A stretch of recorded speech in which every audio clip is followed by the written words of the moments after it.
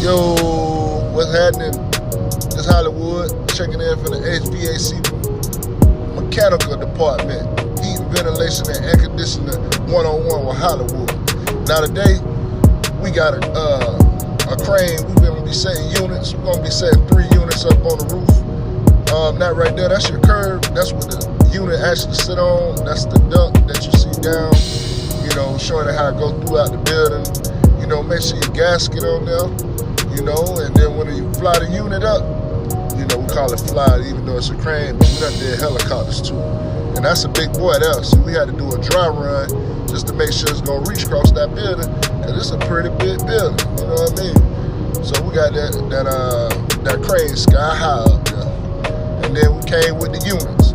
Now, the units, they got the cutouts, so your supply's gonna be on one side, your return gonna be on another side. And that's pretty much how you do it, man.